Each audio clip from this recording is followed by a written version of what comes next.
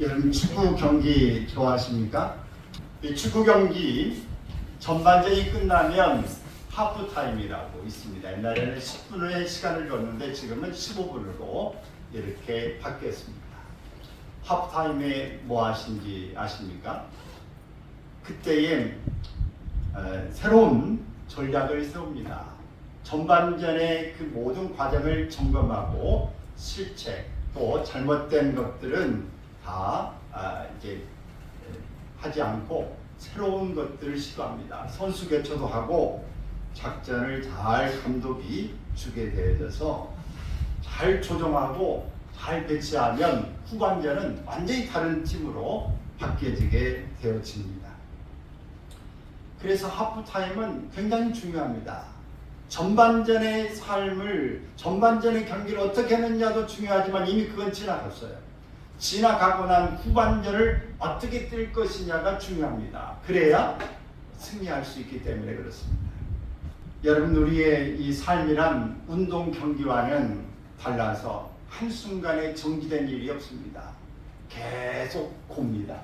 근데 지나온 인생을 들여다보고 남은 인생을 새롭게 준비하자는 의미에서 하프타임은 대단히 중요합니다. 물리적인 나이로만 보면 옛날에는 40대를 중년이라고 그랬지만은 어떤 작가들의 그 책에 보면 50대를 중년으로 봐야 된다. 근데 저도 그게 공감을 합니다. 지금 중년은 50대부터 시작되지 않는가 싶습니다. 그러나 어쨌든 우리의 인생이 80을 잡으면 40대부터 중반이고요. 이제 100세를 치면 50대의 중반으로 볼 수 있을 것입니다. 우리가 지난 전반전 우리 시간들을 보면 실책한 것도 많이 있습니다.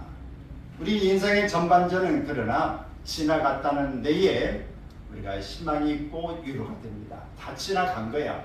과거 것을 너무 끄집어내고 너무 집착하면 미래를 향해서 나갈 수가 없습니다. 그래서 가능하면 안 좋은 것은 빨리 잊어버려야 됩니다. 다른 사람이 혹 들춰낸다고 할지라도 그 소리 한 귀로 듣고 한 귀로 흘러내야 합니다. 따라서 합시다. 안 좋은 소리는 요리 듣고 조리 빼고 요리조리를 잘하면 됩니다. 그래서 우리 하나님 앞에 여러분들이 이 법칙을 잘 알아야 돼. 끝까지 누가 하면 그걸 그냥 네가 내한테 왜 그런 말을 해? 옛날에 다 지나간 거잖아. 그런 이야기라도 이게 엉망이 마음에 먹고 있으면 관계도 끊어지고 마음의 평안함도 없고 모든 게 뒤죽박죽이 되어져서 되는 일도 안 됩니다. 민물만 있는 건 아닙니다. 썰물도 있어요. 그러니까 들어오면 빨리 썰물로 나가버려야 됩니다. 그래야 우리의 신진에서 왕성하고 우리의 건강도 잘 유지할 수 있게 되어집니다. 전반전에 이 뛴 것에 대해서 분석을 잘하고 이 하프타임을 잘 맞으면 완전히 새로운 열정과 투지를 가지고 새로운 이제 게임을 시작해서 승리를 맞게 되어지는데 우리 인생에도 좀 더 적극적이고 활기 넘치는 이 후반전의 경기를 오늘부터 시작할 수 있길 바랍니다. 준비되셨습니까? 준비되셨습니까? 정말 우리 야곱의 이 생애, 우리 성경의 이야기를 우리가 이제 그러니까 해야 되지 않겠어요? 야곱이라는 사람의 이야기를 좀 알려보려는데 야곱의 전반전의 이 삶은 한마디로 말하면 성공을 위해 달려온 삶이었다. 언제나 성공의 목적을 위해서라면 수단과 방법을 가리지 않고 온갖 것을 다 했습니다. 그의 인생의 전반전을 지배하고 있었던 삶의 철학, 성공, 나의 목표를 이제 완수한다라고 한 것입니다. 한번 목표를 정하면 성공할 때까지 간다고 하는 생각입니다. 언제나 위대한 목적을 성취하였느냐도 중요하지만 그 성공이 어떤 의미와 가치를 주는지를 깊이 생각하는 것은 더 중요합니다. 그러면 우리가 성공지향적인 야곱의 전반전 인생을 한번 살펴보면 먼저는 야곱은 약점을 이용하여 자신의 목적을 이루었습니다. 창세기 25장 31절에 34절에 보면 야곱은 잘 아는 대로 쌍둥이로 태어나게 된 거죠. 이렇게 쌍둥이로 태어나게 되었는데 간발의 차이로 동생으로 태어났습니다. 그의 형은 에서입니다. 이게 먼저 쌍둥이지만 형이 있고 동생이 있어요. 근데 이 차이는 굉장하게 중요한 것입니다. 그래서 이 형이 되지 못한 안타까움을 가지고 늘 이 야곱은 기회를 노렸습니다. 심지어 나올 때 얼마나 기회를 노렸는가를 알 수 있냐면 형의 발 뒤꿈치를 잡고 나왔어요. 그러니까 그냥 잡고 나올 때 같이 나왔는데 이 테이프를 먼저 형이 에서가 끄는 것입니다. 그래서 형의 장자의 명분을 오늘 내게 팔라라고 요청을 합니다. 사냥하라고 배가 잔뜩 고플 때에 팥죽과 떡을 준비해놨다가 형이 오면 반드시 찾을 거야. 그러면 내가 장자권하고 바꾸도록 해야 되겠다. 이런 약점을 이용한 것이죠. 이 장자의 명분은 부친의 권위를 계승하는 가족 상속권이 있습니다. 또 아브라함에게 약속하신 축복 계승권이 있어요. 가족 상속권 권위를 받는 것이고 또 축복의 이 계승권이 있습니다. 재산을 갑절로 받는 재산 상속권이 있어요. 똑같이 형제간엔 1대1이 아닙니다. 2배를 더 받아요. 그러니까 이렇게 재산 상속권이 있는 문제이기 때문에 장자는 중요합니다. 형님의 배고픈 약점을 이용해서 자신의 목적을 이루었습니다. 성공을 위해서라면 어떤 수단과 방법도 행한 사람, 바로 누구요? 야곱이다. 두 번째는 거짓말로 유정하여 축복을 빼앗았습니다. 창세기 27장 15절 29절에 보면 이삭이 나이 많아 눈이 어두워서 앞을 풍하나이가 좀 어려웠습니다. 이때 여쭤보면 하나님의 계획이 담겨져 있기도 합니다. 왜? 나올 때부터 두 나라 두 민족이 뱃속에 싸운다. 리브가라고 하는 엄마가 야곱과 에서를 이렇게 잉태하고 난 다음에 둘이 막 궁창무지하게 싸우기도 했던 것 같아요. 그런데 하나님의 계시가 더 중요해요. 애언이 있었는데 두 민족이 뇌 속에 있다. 근데 큰 자가 작은 자를 섬기게 되리라 하는 애언이 있었습니다. 우리가 알 수 없는 것들이 하나님의 세계에서는 이미 계획 가운데 일을 하고 있는 일도 있어요. 그러니까 여러분도 억울해 하지 않기를 바랍니다. 아, 일찍 그렇게 계획할 수도 있겠구나. 이미 감독이 작전을 이렇게 세워가지고 나 잘 뛸 수 있어요. 왜 나를 빼요? 하고 선수 교체를 이렇게 할 때 막 억울하다고 막 투덜투덜하면 다음에 출장 안 시킵니다. 투덜거리지 말고 감독이 마음대로 하는구나. 어떤 때는 여러분 그렇게 이해하시기를 바랍니다. 눈이 어두워서 이제 축복 기도를 좀 해야 되겠다. 그러니 아주 별미를 좀 맛있는 음식을 만들어 가지고 와라. 그럼 내가 그걸 먹고 축복 기도를 하겠다. 이렇게 에서 장자에게 이야기하는 것을 아내가 니브가가 들었습니다. 이야기를 듣고 니브가 엄마는 이 둘째 아들이 축복을 받아야 돼. 왜? 하나님께 내가 뱃속에 있을 때에 하나님이 이미 예언하셨어. 이제 그 생각을 가지고 야 야곱아 이리 와봐라. 니네 아버지가 지금 이렇게 네 형에게 별미를 만들어 와서 축복을 받으라고 하니 내가 이 양을 다 잡고 요리를 해줄 테니까 너 와서 내 아버지 앞에 가서 네가 축복 기도를 받아라. 아니요. 잘못하다가 죽습니다. 아버지 속이려다가 축복이 아니라 저주를 받아요. 내 모든 책임은 내 언니가 내가 질 테니 너는 준비해라. 그래서 양의 이 모든 이 털로 그 원래 에서는 털이 많은 사람에게서는 매끈매끈하니 엄마 타입 또 이 털이 많은 것은 아빠 타입 이렇게 된 것 같아요. 그래서 이 에서와 같은 모습으로 다 야곱을 치장을 합니다.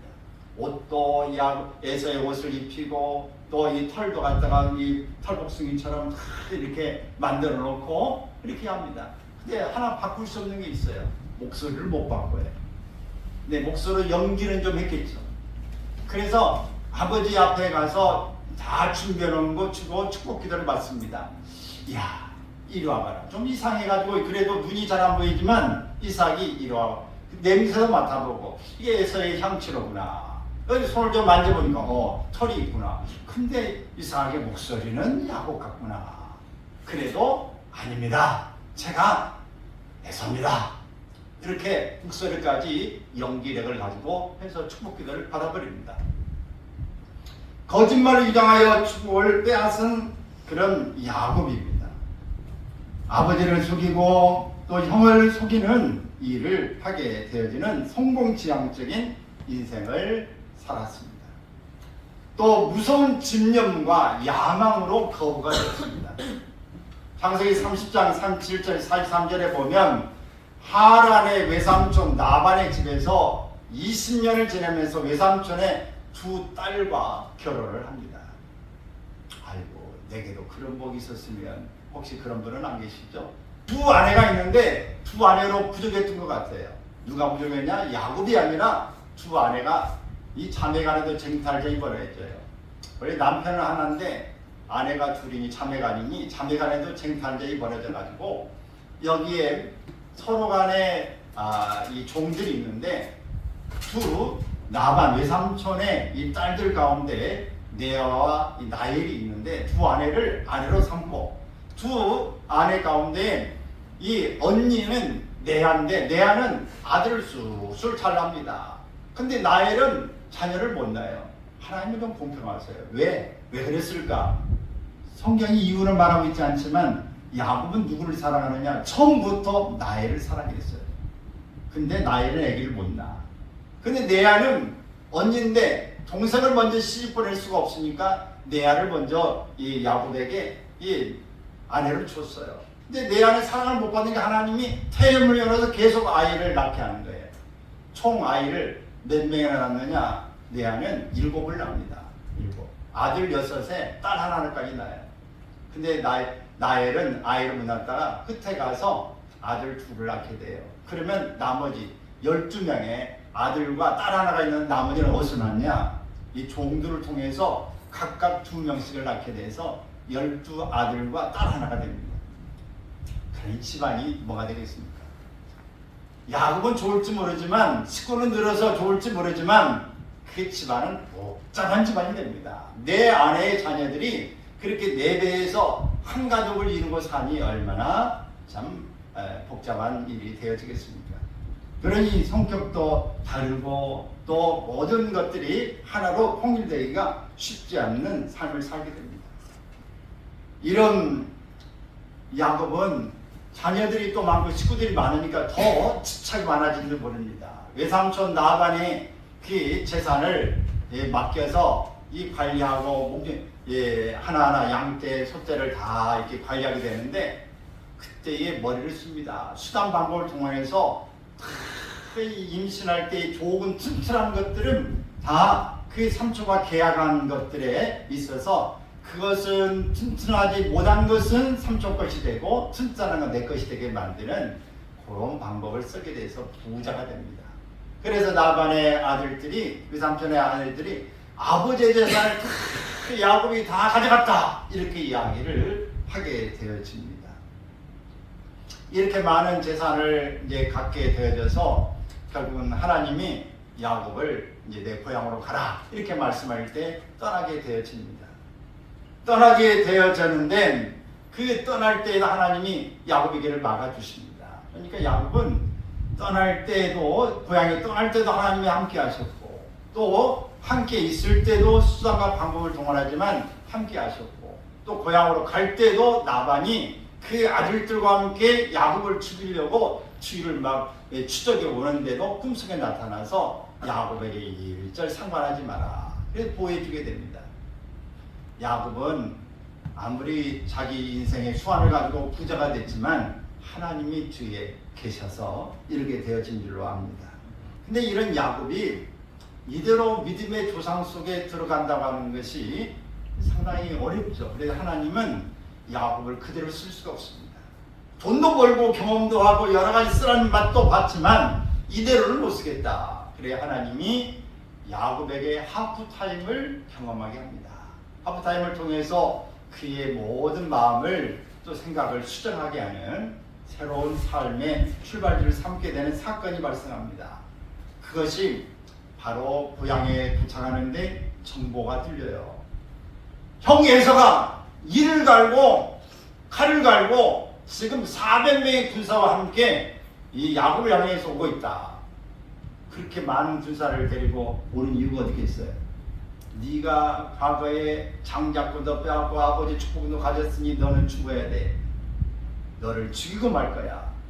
그러니 야곱이 두려워서 벌벌벌 떱니다. 36회를 칠 수도 없고 어린 아이들 20년 동안에 바로 21년 만에 고향 돌아오는데 7년 동안은 지참금이 없어서 이제 일을 하고 아내를 얻었으니까 14년 동안에 13명의 자녀를 낳은 거예요. 그러니 여러분 14년 동안에 13명의 자녀를 낳았으니 아이들이 나이가 몇 살이어야 되겠어요? 제일로 많이 먹어봐야 14살, 13살 그렇게 되는 거예요. 그러니 아래까지 갓난아기까지 다 있는 겁니다. 그런 아이들 되고 어떻게 어디로 할 수 있겠어요? 많은 짐승을 또 데리고 있은 그 상황 가운데 다 사랑하는 자녀들은 맨 뒤에 사랑하지 않는 첩에 이 종의 자식은 맨 앞에 이렇게 배치를 다 해놔도 어떻게 그 형의 군사들을 이겨낼 수 있겠어요?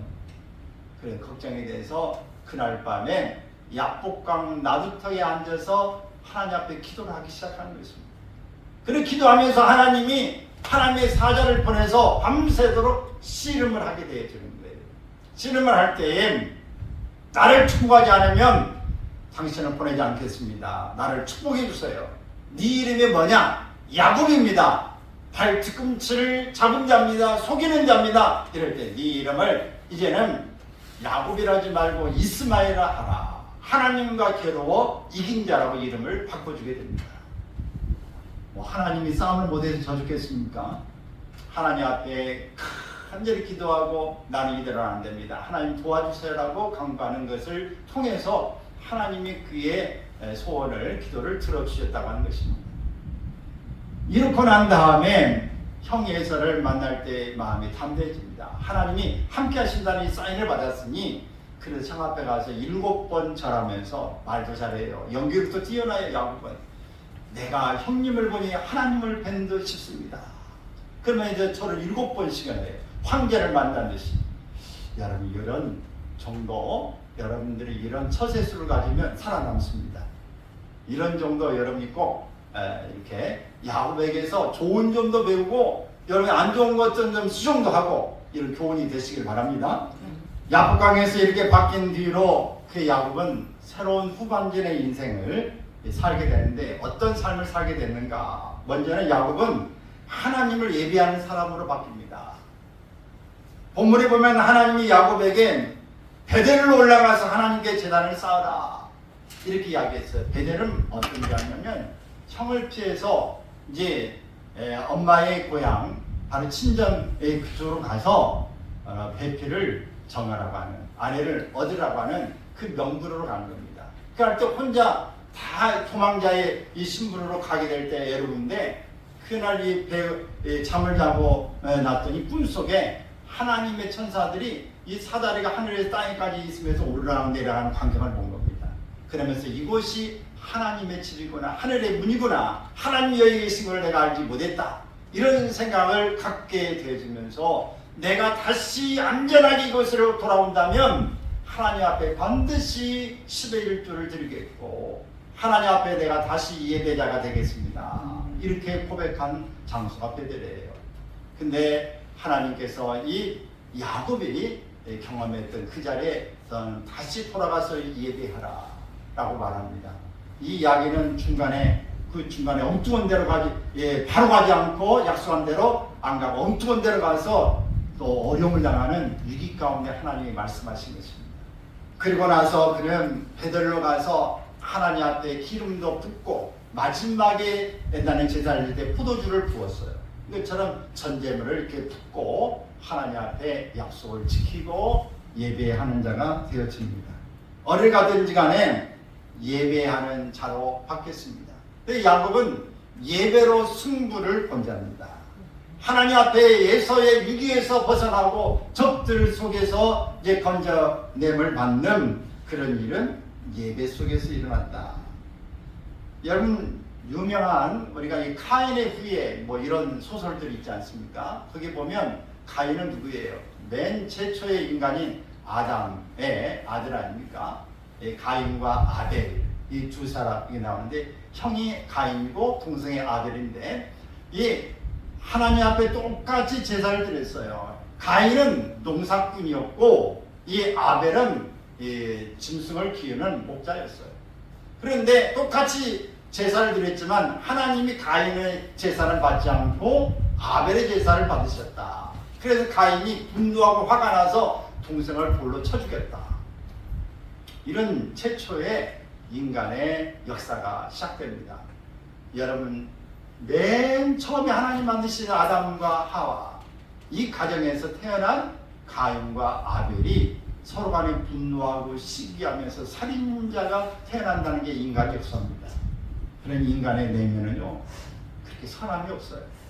그래서 성선설이냐 성악설이냐 이런 것들이 박자들 가운데 뭐 동양 서양에서 논란이 되지 않습니까? 여러분은 성선설이에요 성악설이에요? 저는 아주 이 신앙생활을 하면서 잘 몰라가지고 나는 그래 인간이 선하지 백지와 같은데 선한데 살면서 그게 안 좋은 것들이 막 써주고 그래서 성선설이야 그랬는데 한참 뭐 학자의 이야기를 듣고 그런 게 아니라 중고등학교 때 가만히 생각해 보니까 먹을 것을 주면 똑같이 주면 한 개라도 더 먹으려고 눈이 뭐 속에 욕심이 생기고 저것을 또 어릴 때 형들이랑 있으면 어디다가 좀 꿈을 쳐놓고 나 혼자만 좀 먹고 싶은 마음도 있고 또 많이 있으면 좀 큰 거 먹고 싶은 마음이 있고 그래서 아 인간은 이게 원래부터 욕심이 많구나 욕심쟁이구나 꼼치는 적이구나 그럴 때 인간에 아주 선함이 있는 게 아니라 원래 인간이 좀 악한 데가 있구나 그런 생각을 하게 됐습니다. 여러분 어떠세요? 선합니까? 아니면 악한 구석이 있습니까? 말은 안 해도 생각은 똑같죠? 여러분 이렇게 인간의 이 모습이 다 이런 게 들어있어요. 근데 우리가 하나님 앞에 예배를 잘 드리는 것만이 승리의 비결인 줄 압니다. 가인은 잘못 드린 것 때문에 살인자가 되어졌고요. 우시아라고 하는 이 왕도 자기가 왕이면 권력을 가지고 있지만 제사 드린 것까지도 관여하고 싶어가지고 여기 자기가 제사하는 일도 하고 있다 이렇게 말하다가 문둥병이 들어가지고 죽었습니다. 사울이라고 하는 이 초대의 그 이스라엘의 왕도 그 욕심이 많아가지고 제사를 사무엘이 드려야 될 걸 자기가 드리다가 결국은 죽음을 당하게 되었습니다. 이렇게 모든 인간의 모습은 제사를 하나님 앞에 바르게 예배를 드리냐 못 드리냐에 따라서 인간의 모습이 갈리게 되어집니다. 어제가 무슨 날인지 혹시 아십니까? 석가탄신일이랬죠. 어떻게 애부를 좀 가신 분 계신가요? 여기 애부 다녀오시고 어제는 절로 오늘은 교회로 이렇게 오신 분 계세요? 어떤 분이 왔다 갔다 막 여러 군데를 하시더라고요. 이 석가탄일 오늘 인간으로는 굉장히 왕자로서의 정말 자기 해탈의 경지로 갔던 참 좋은 사람이고 또 좋은 책도 여러 문답지를 만들어내고 참 훌륭한 분이 있죠. 그러나 그는 결국은 죽고 난 다음에 부활한 일은 없었습니다. 깨달음은 가졌지만은 그가 우리에게 생명을 주는 일은 없었어요. 부활의 역사는 없습니다. 그러나 예수 그리스도의 이 모습은 인간으로서의 그 왕자의 모습이 아니라 하나님이시지만 가장 가난뱅이의 집안에 태어났어요. 그는 처참하게 가장 죄인 중에 괴수처럼 십자가에 죽었습니다. 그러나 그는 죽었다가 약속대로 3일 만에 살아나셨고 하늘 보좌에 올라가셨어요. 지금도 살아계신다. 그래서 오늘 부활의 표상이 되어졌습니다. 내가 먼저 갈 준비하고 있겠다. 너희도 축원한 다음에 이 자리 예배해 놓은데 너희도 있게 하겠다. 라는 말씀을 하신 것이죠. 바로 이것이 우리가 현장 차이가 있는 것입니다. 야곱은 이렇게 후반전의 인생을 예배하는 자의 삶이었고 또 야곱은 축복을 베푸는 사람으로 변화했습니다. 인생의 말년이 들어서 그는 애굽에 요셉이 살아 있고 총리가 되었다고 하는 것 알게 되고 거기에 가게 됩니다. 그래서 바로 왕 앞에 섰을 때 야곱은 147세가 됐어요, 나이가. 그럼에도 불구하고 그는 그 앞에 가서 내 나이가 열조들의 나이에 비해서는 정말 얼마 살지 못했습니다. 그러나 내가 지나온 것 보니까 너무 많은 수고와 고통이 내게 있었습니다. 그런 고백을 합니다. 우리가 사는 인생은 즐거움도 있지만 사는 게 수고로운 일입니다. 쓰고 밥 한 끼 먹으려면 얼마나 애를 써야 됩니까? 돈 좀 벌어서 용돈 좀 주고 어디 여행 좀 가려면 얼마나 돈을 많이 모아야 됩니까? 곡식을 추수하고 좀 많이 한몫 이렇게 장만하려면 얼마나 애를 써야 됩니까? 우리는 어떤 때는 잠도 못 자고 고민해야 될 때들이 많이 있습니다. 이런 야곱이 바로 앞에 서서 예굽 왕을 축복하고 있다고 하는 것을 창세기 47장에 볼 수 있습니다. 또 그가 죽기 전에 자녀들에게 12자녀들에게 다 축복 기도를 하게 되어집니다. 여러분, 우리가 나이를 먹어갈수록 축복한 사람이 되기를 바랍니다. 이게 나이를 먹어가고 잘 나이를 먹은 어르신이 되어가는 것입니다. 따라서 합시다. 나는 어르신이 되고 싶다. 여러분 판검사 돼가지고 영감님소리는 못 들어도 여러분 어르신은 다 되시길 바랍니다. 어르신 돼야 되는데 아이고 저 노인탱이 영감 듣기 이런 이야기 들으면 안 돼요. 아이고 여러분 뭐 저런 이야기 많잖아요. 나이만 먹어가지고 이런 이야기 들으면 인생 잘 산 건 아닙니다. 여러분 어르신 이리 오세요. 어르신 존경합니다. 이런 이야기를 우리가 들으려면 어떻게 해야 될까요? 축복하는 사람이 돼야 됩니다. 만나는 사람마다 축복하고 자녀들을 축복하고 또 이웃을 축복하고 어린아이들을 축복하고 만나는 사람들을 많이 축복하기를 바랍니다. 이웃을 만날 때 축복하세요. 아이고 너무 예뻐요. 너무 보기가 좋아요. 잘 될 거예요. 정말 멋지세요. 여러분 칭찬하고 축복하기를 바랍니다. 이 가게가 잘 되기를 바랍니다. 오늘 잘 먹었어요. 앞으로 잘 되고 더 손님이 많아지길 바래요. 오늘 이런 이야기들을 하고 다니기 바랍니다. 그러면 어르신으로서의 여러분 존경을 받게 되는 줄로 믿습니다.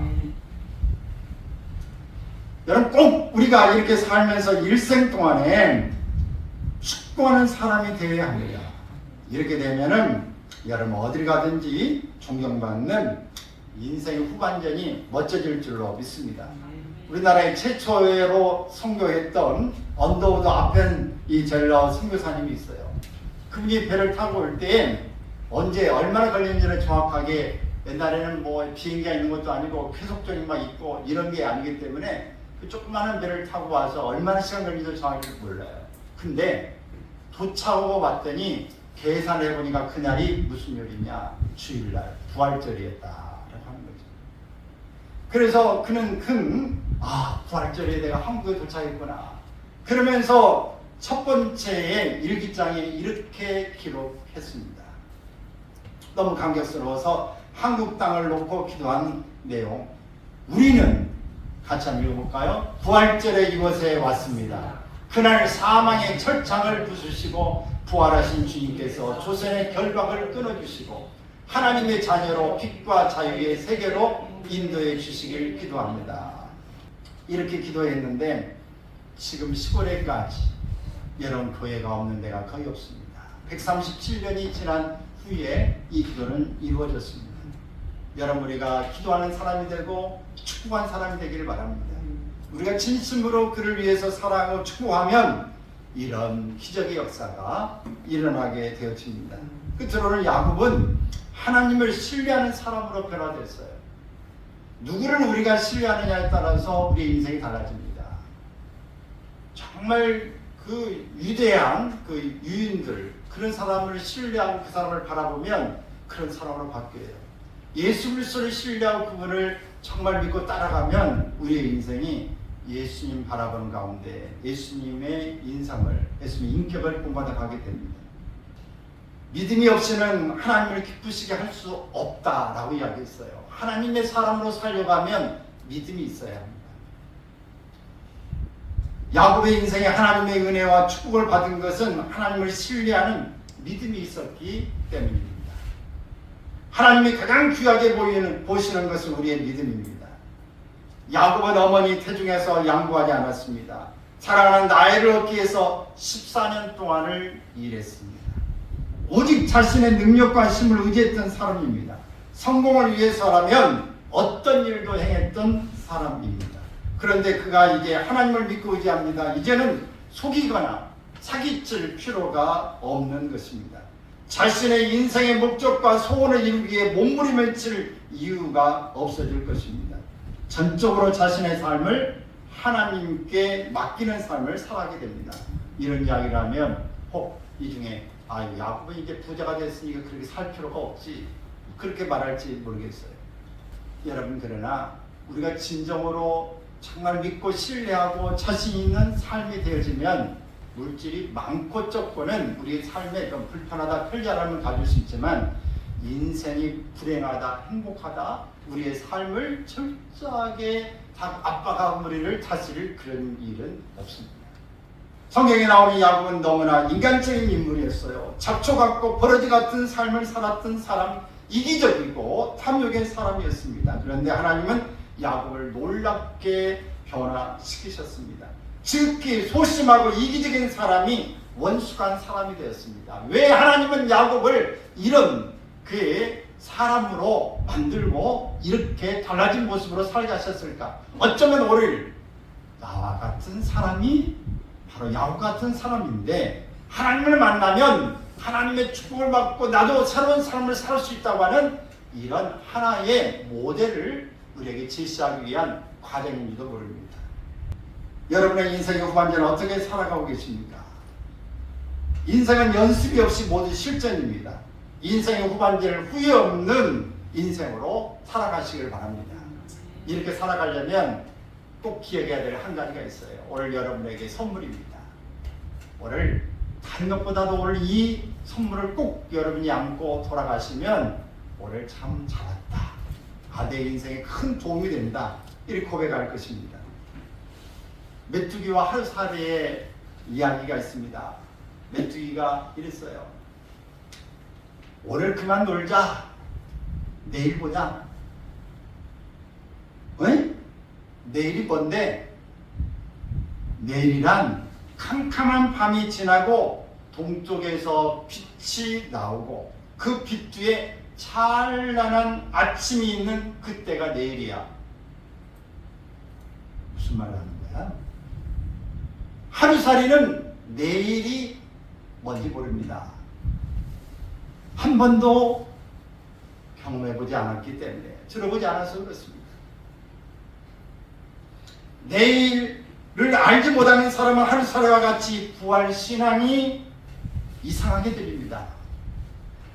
오늘 사는 게 내일이 있는지 없는지 어떻게 알아? 하나님 있는지 없는지 어떻게 알아? 부활신앙을 가진 우리들에게는 어두운 밤이 지나가는 것이고 이 밤이 지나가면 찬란히 빛나는 부활의 아침이 있는 줄로 믿습니다. 여러분, 내일이 있고 부활이 있는 사람은 인생을 아무렇게 살지 않습니다. 아무리 어두운 밤이라도 어두운 밤이 지나면 내일 잠시 후에는 태양이 떠오른다, 아침이 온다고 하는 사실이 확실히 있는 것입니다. 이렇게 믿는 사람은 절망하지 않습니다. 여러분, 예수 그리스도를 여러분 아시고 그분을 믿으면 하나님의 자녀가 됩니다. 하나님의 자녀가 되면 하나님 앞에 기도할 수 있어요. 기도하면 하나님이 들으세요. 그리고 그분이 우리의 백그라운드가 됩니다. 그리고 내일 바로 하늘 천국문이 우리에게 있습니다. 예수 그리스도의 피가 우리의 죄를 사해 주었다고 하는 것을, 예수 그리스도를 믿으면 여러분 모든 죄책감, 우리의 죄악에서 벗어날 수 있습니다. 이 죄에서 무거운 짐을 벗어 던진다고 하는 것은 무엇과도 엉망군과도 바꿀 수 없는 놀라운 축복입니다. 이 죄악을 내가 벗을 수 있고 이미 벗었다, 내게 내일 있고 천국이 있다, 오늘 이런 확신을 가지시고 여러분이 사는 것이 바로 후반전의 인생을 여러분 복되게 할 것입니다. 자신 있게 할 것입니다. 여러분 하나님 앞에서 이렇게 예배하는 자가 되어지게 될 것이고 하나님을 신뢰하는 자로 살게 되어질 것입니다. 여러분의 삶에 예전 것은 지나가고 새로운 삶으로 완전히 바뀌게 되어집니다. 여러분 축복하는 사람으로 바뀌어져서 어디 가면 환영받고 놀라운 그런 모습이 있어지기를 주의 이름으로